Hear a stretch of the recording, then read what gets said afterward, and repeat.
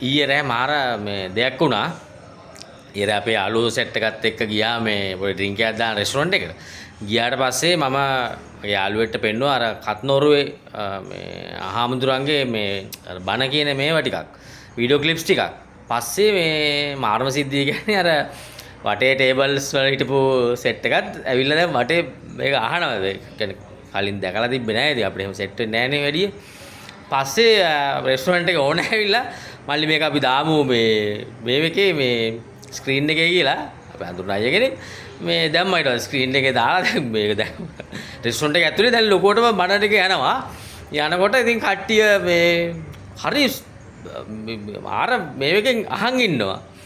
ඒ කියන්නේ බණ ටික. ඒකේ එක බණ ඒකත් කියන්නේ බණ කියනකොට තිබ්බ එකක් අර තමන්ගේ වයිෆ්ට මේ කවදාකවත් ස්තුති කරලා තියනවද එහෙම මේකත් තිබ්බ. ඊට පස්සේ එකෙක් ඇවිල්ලා ටක් ගාලා කෝල් එකක් අරගෙන මේ කතා කරා. වයිෆ්ට කතා කරලා මේ මේගොල්ලෝ ස්තුති කරා ඇත්තටම. කවදාකවත් එහෙම කරන්නේ නැති. ඊට පස්සේ අම්මා තාත්තා ගැන කියන එකකුත් තිබ්බා. ඊට පස්සේ ඒකටත් අම්මට කෝල් කරලා එකෙක් ස්තුති කරා. මට හිතා ගන්න බෑ දැන් මේ මොකද්ද වෙන්නේ කියලා. කොහමද දැන් ඉතින් පැය කමාරක් දෙයක් විතර ගියා. දැන් කට්ටිය එතකොට දැන් අපි යන්න ලෑස්තිනකොට මේ කට්ටිය එකතු වෙලා ගියා නෑ නෑ මේ බිල් එක අපි ගෙවන්නම් කියලා. දැන් 15000 කට බිලක් තිබ්බා. පස්සේ ඉතින් අපේ බිලත් ගෙව්වා. අපිට බිල ගෙවන්න එපා කියලා. ඇත්තටම බලන්න නේද හිතා ගන්න බැරි දේවල්. ඒ කියන්නේ හිතන දේ වෙන්නේ නැහැ. වෙන දේ හිතා ගන්නත් බෑ.